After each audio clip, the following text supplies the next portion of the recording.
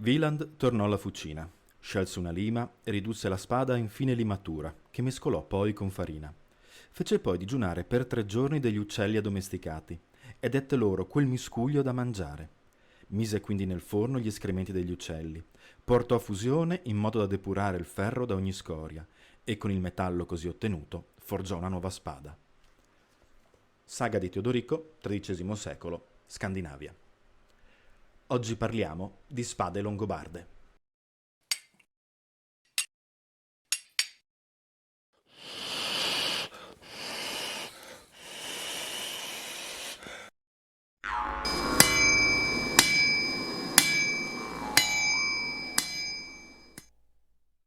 Come sempre, bentornati sul canale, un ringraziamento a chi ci segue, mi raccomando, mettete mi piace, cliccate sulla campanellina e iscrivetevi al canale per essere aggiornati sui nostri contenuti e se voleste essere dei supporter della Fara a 360 gradi, in descrizione trovate come abbonarvi al canale o come diventare nostri Patreon. Veniamo all'argomento di oggi. In passato abbiamo già sfiorato l'argomento delle spade, abbiamo fatto un video sulla spada di Alboino, la perduta spada di Alboino, e nei primissimi tempi del canale, durante il Covid, c'era un video sui fabbri, sulle spade, ma sappiamo benissimo come funziona internet, almeno di non avere milioni di visualizzazioni, i vecchi contenuti scompaiono. Eccoci quindi a discutere delle spade longobarde in maniera un pochino più strutturata e spero più soddisfacente per voi che ci ascoltate. Vi avviso soltanto che c'è Zelda in giro, quindi potreste sentire miagolare o vedere strane creature grigie alle mie spalle. Allora, innanzitutto cominciamo col definire cos'è una spada, in particolare nel contesto longobardo. Sì, perché il termine spada nell'italiano contemporaneo è un termine molto generico e va a indicare sostanzialmente qualsiasi arma bianca di dimensioni medio-lunghe, con due taglienti. Ecco, la spada longobarda, o la spata, come era il termine originale, non differisce da questa definizione, ma è molto diversa dalle spade basso-medievali che noi immaginiamo attraverso, ad esempio, la cinematografia, i fumetti, la letteratura, ma anche la musealizzazione e l'iconografia reale. Le spade altomedievali sono tradizionalmente, dal nostro punto di vista contemporaneo, piuttosto tozze, diciamo fra i 70 e i 90 cm, stiamo ovviamente discutendo di termini medi, ci sono sempre delle eccezioni, con una larghezza della lama piuttosto importante, intorno ai 5 cm, uno spessore che nella parte più grossa può arrivare ai 5 mm e una punta non particolarmente affusolata o acuta, anzi spesso quasi arrotondata. Sono armi pensate per colpi di taglio, spesso dall'alto, sono armi da cavalleria, e che quindi sì, hanno queste punte che all'occorrenza possono essere utilizzate, ma che non sono alla base probabilmente della scherma. Perché dico probabilmente? Perché a differenza del basso medioevo, per cui abbiamo tutta una serie di trattati, tra cui uno, e torno al nostro campanilismo, famosissimo di Fiore dei Liberi da Cividale, che ci racconta come si poteva svolgere un duello, ad esempio nel XIV secolo, per l'Alto Medioevo non abbiamo niente di tutto questo, quindi dobbiamo basarci sulla ricostruzione di come questi attrezzi potessero venire utilizzati, perché sì, sono attrezzi fatti per ammazzare gli altri, ma attrezzi, e di quel po' che sappiamo della strategia militare.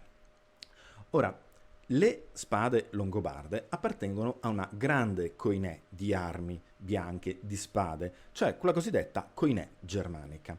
Nel video di oggi faremo riferimento molto spesso agli studi del professor La Salvia. Vasco La Salvia è archeologo, ricercatore e professore presso l'Università di Chieti. Se non conoscete il suo nome, è il momento di aggiornarvi, trovate in descrizione diversi dei suoi articoli disponibili gratuitamente online e se non conoscete il suo nome vuol dire che non vi siete mai interessati alle spade longobarde o che l'avete fatto solo attraverso quei siti tipo, non lo so, la taverna del druido, queste cose così. Ecco.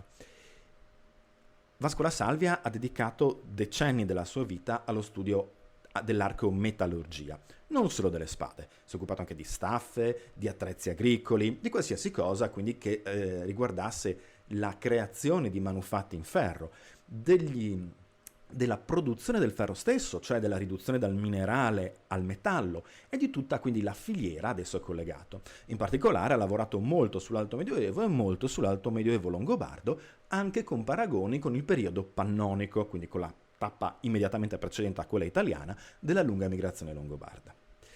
Quello che la salvia ci racconta, insieme peraltro a quello che ci raccontano gli esperti delle spade altomedievali di tutto il mondo germanico, è che la tipica spada del periodo, diciamo del periodo merovingio, se vogliamo usare una definizione che a livello europeo sia più accettata, era composta da quello che era l'apice della tecnica metallurgica dell'epoca. Vi faccio vedere qui alcune foto. Citazione: è una tradizione antica, non la vedrai più. 100 punti nei commenti a chi riconosce la citazione. In questa foto, che è tratta dal Museo Archeologico Nazionale di Cividale nell'esposizione della necropoli di Cella a San Giovanni, vedete 3 spade in cui è molto facile scorgere la decorazione, notate bene le virgolette, nella parte centrale della lama. Perché ho detto che è una tradizione antica e non la vedrete più? Perché al giorno d'oggi le spade non vengono più ripulite in questo modo, portate completamente con l'acciaio a vista, anzi si tende a tutelare moltissimo i residui organici sulle lame, perché ci permettono di capire la strutturazione del fodero, delle protezioni, delle sospensioni.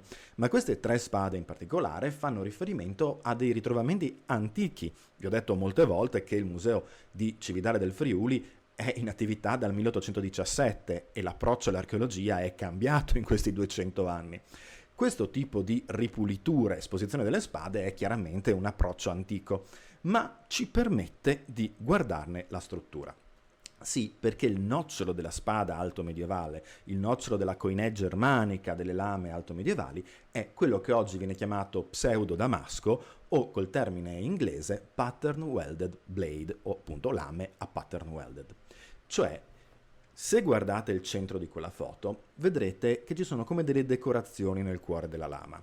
Ecco, in passato veniva chiamato damasco, confondendolo poi con la tradizione più tarda proveniente da Oriente.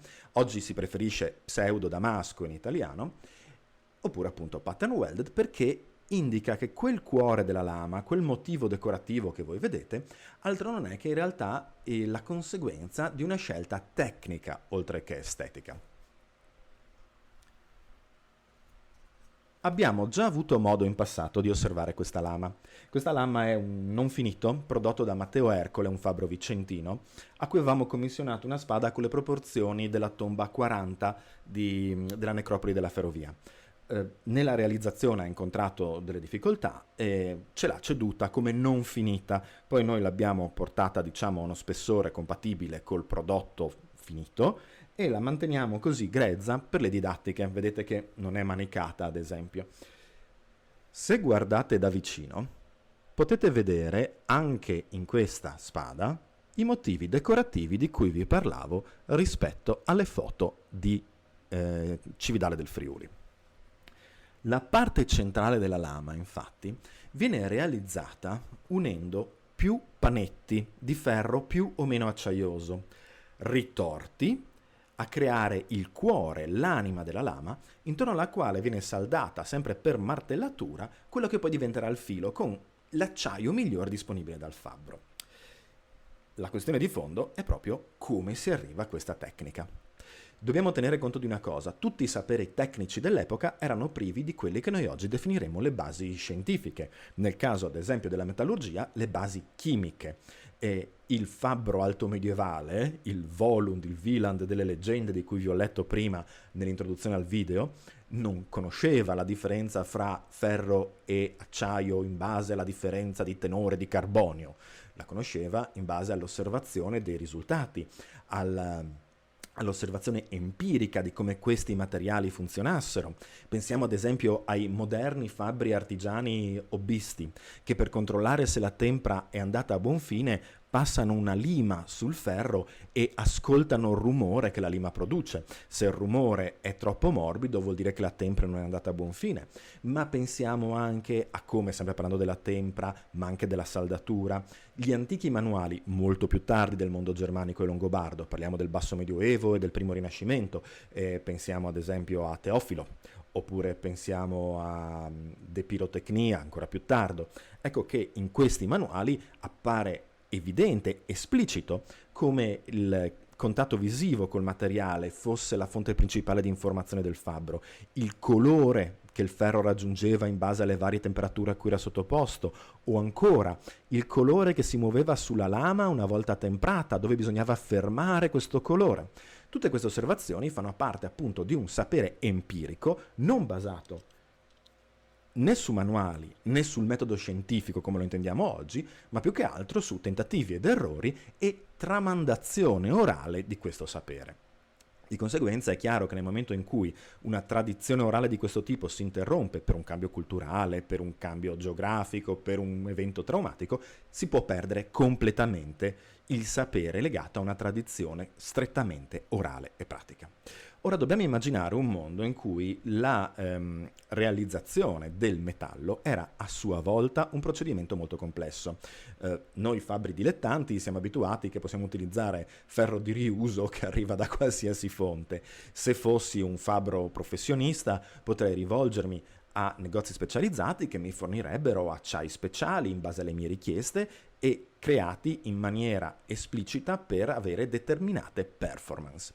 Quello che invece il fabbro altomedievale doveva fare era, ipotizzando di unire insieme la figura del diciamo minatore fino a quella del fabbro finale, ma sappiamo che era una filiera, ma adesso per semplicità diciamo solo il fabbro, ecco, doveva procacciarsi un minerale ricco di ferro.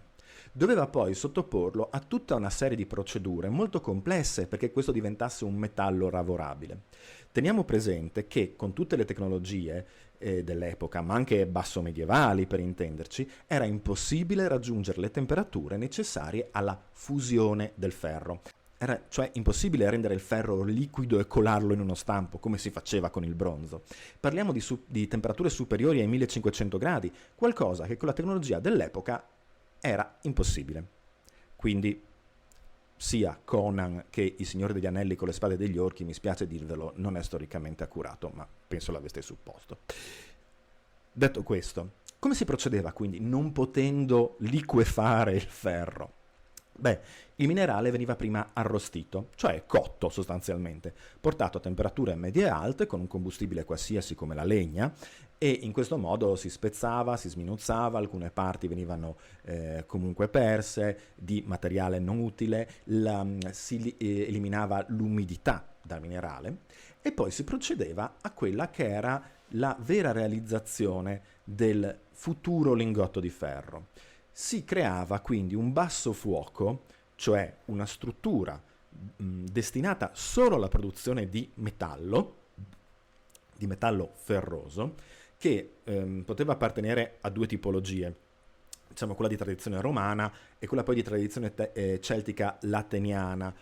Secondo Vasco La Salvia, ad esempio, durante il periodo di permanenza nel centro Europa, i Longobardi acquisiscono proprio l'utilizzo di questo tipo di fornace lateniana celtica e poi portano avanti. Comunque il risultato, il meccanismo di base è questo: viene alternato del carbone di legna, perché era l'unico combustibile disponibile all'epoca con sufficiente potere calorico, a del minerale già cotto in precedenza. La fornace può venire alimentata da mantici oppure, se più alta, si autoalimenta per effetto dei vortici dell'aria interna. Si raggiunge una temperatura sufficientemente alta in cui non il ferro ma le scorie colano fuori, cioè tutti quei minerali con più basso punto di fusione che non servono al fabbro e che anzi potrebbero rendere difettosa la lega finale o il metallo finale, che colano fuori oppure si raccolgono sul fondo, questo dipende appunto da quale delle due strutture si scelgano, mentre il minerale piano piano si agglomera in una massa spugnosa. Questa massa spugnosa viene quindi poi estratta dal forno, anche lì dal fondo, oppure spezzandolo, rendendolo appunto one shot, one kill, e a sua volta deve venire di nuovo scaldata in fucina. Con fucina intendiamo una zona di fuoco alimentata a carbone di legna e con una reazione forzata attraverso mantici.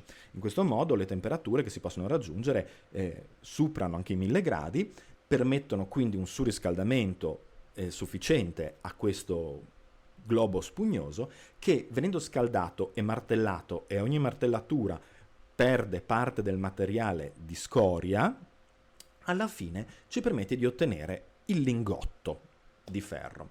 Quali sono i problemi? Beh, innanzitutto le scorie contengono un grandissimo ancora tenore di ferro. Gli archeologi moderni che studiano i luoghi di produzione metallurgici in generale e nelle spade, nel nostro interesse del mondo alto medievale e germanico, trovano in queste scorie appunto un alto tenore di ferro perché non era un metodo perfezionato, l'obiettivo era produrre il pezzo finito, non si era consapevoli di quanto metallo minerale in questo caso restasse nella scoria o nello scarto. In secondo luogo, ciao Zelda, era quasi impossibile controllare la qualità del prodotto, cioè dipendeva principalmente dalla qualità originale del minerale e dalla bravura, e quindi dalla bravura tramandata, dalla pratica di chi aveva messo in piedi tutto l'apparato fusorio, se vogliamo definirlo così. A questo punto però il fabbro era in grado, sempre con delle tecniche empiriche, di riconoscere un ferro più duro da un ferro più morbido. Si imparano anche delle tecniche di... Ciao Zelda, no, saluta il pubblico Zelda, ciao. Ecco. Delle tecniche di carburazione, cioè si era preso come, con successivi riscaldamenti in fucina, insieme a sostanze organiche. A questo fa riferimento ad esempio il passaggio della leggenda di Teodorico che vi ho letto all'inizio. Certo, lì parliamo del fabbro Wieland o Volund, il fabbro degli dei, ma è chiaramente una trasposizione della percezione che i non fabbri avevano dell'operato del fabbro. Ecco che quindi il fabbro impara attraverso tentativi ed errori anche come aumentare parzialmente, leggermente il tenore di carbonio in superficie di queste lame. Resta il fatto che spesso a disposizione ci sono degli acciai disomogenei. E qual è l'obiettivo di una spada? Una spada deve essere affilata e quindi dura, perché solo qualcosa di duro mantiene il filo. Deve essere però elastica, e l'elasticità di solito non va d'accordo con la durezza. Pensiamo al vetro. Il vetro è molto duro, ma non è elastico, è facile romperlo. Di conseguenza, l'obiettivo finale è creare una spada che sia elastica, dura, affilata e resistente. Pensiamo ad esempio al mito delle spade celtiche durante gli scontri coi romani che si piegavano. Al di là del fatto che fanno riferimento a un specifico periodo e luogo di produzione, diciamo di massa, che fa calare la qualità delle spade celtiche. Però ecco, questo genere di evento voleva essere evitato. Allora, l'esecuzione è quella che appunto abbiamo visto tanto nella nostra riproduzione qui quanto nelle foto che vi ho fatto vedere all'inizio. Il cuore a pseudo damasco con i panetti di ferri più o meno acciaiosi ritorti creano un'anima elastica. I fili, il tagliente della spada invece realizzato con gli acciai migliori crea una zona dura e affilabile. Di conseguenza l'apice della cultura metallurgica dell'epoca. Cosa sappiamo ancora delle spade longobarde? Beh, prendiamo qui la mia riproduzione della spada della tomba 18. In questo momento è infoderata, con tutto il sistema di sospensione della tomba insieme. È un monoacciaio, l'ho realizzata io, l'ho forgiata l'anno scorso, non sono in grado tecnicamente di produrre ancora dei damaschi così complessi, di conseguenza l'ho terminata per completare il colpo d'occhio di quello che doveva apparire il corredo. Poi quando ci spostiamo sulla didattica, ovviamente affianchiamo questa lama per il pubblico. Ma cosa ci dice questa spada, ad esempio? Beh, ci dice che le else di prima generazione erano tutte organiche, vedete? Legno, corno, legno. Che il sistema di fissaggio di queste piccole else, vedete, mi sta appena una mano, poteva essere fatto in due modi, senza nessun fermo finale, cioè il ferro viene ribattuto e fermato attraverso cunei, ad esempio cunei di osso dentro proprio il manico, la parte del manico dell'elsa. Trovate una bella descrizione di questo sistema di fissaggio nel libro di Paul Mortimer e Matt Bunker sulle spade anglosassoni. Vi ricordo appunto le spade longobarde, le spade anglosassoni, le spade merovinge appartenevano alla stessa Koinè, quindi non è sbagliato fare riferimento a degli studi più specifici. Non esiste un tomo di questo spessore, di questo approfondimento per le spade longobarde, quindi è il caso di aiutarsi. Non starò adesso a cercare più di qualche secondo questo sistema solo perché non voglio annoiarvi troppo. Il libro è molto bello, è molto specifico, prende in considerazione le sospensioni, i foderi, tutto, e di conseguenza anche le questioni delle else. Vedete ad esempio qui invece c'è un bellissimo schema sui vari tipi di pattern welded, di come potevano venire realizzate i differenti tipi di pseudo damasco, molto affascinante. Non è lo schema che stavo cercando, poteri del montaggio, però come vedete due tipi diversi in cui da una parte il codolo viene semplicemente ribattuto e l'altra parte invece, e vale anche per le spade longobarde, c'è un piccolo pomo spesso in bronzo a sezione tronco piramidale, in cui è più facile quindi ribattere il codolo a caldo della lama. I foderi sono in legno, togliamo un attimo per far sentire, facciamo ASMR con i foderi. La fara. Detto ciò, il fodero è in legno, all'interno ha un piccolo strato di pelliccia che può essere mantenuta unta, ad esempio per prevenire l'arrugginimento della lama, ma anche per favorire il suo scorrimento e quindi rendere più semplice e immediato l'estrarre la spada. C'è una parte definita ponte che non sempre, ma spesso insieme a dei bottoncini a piramide aiuta a regolare il sistema di sospensione, che poi in alcune tipologie, non in tutte, si accompagna anche con un sistema di sospensione finale. Praticamente questa parte si collega a una seconda cinturina che penzola dalle spalle del guerriero. In questo modo la spada non sta dritta, ma rimane angolata.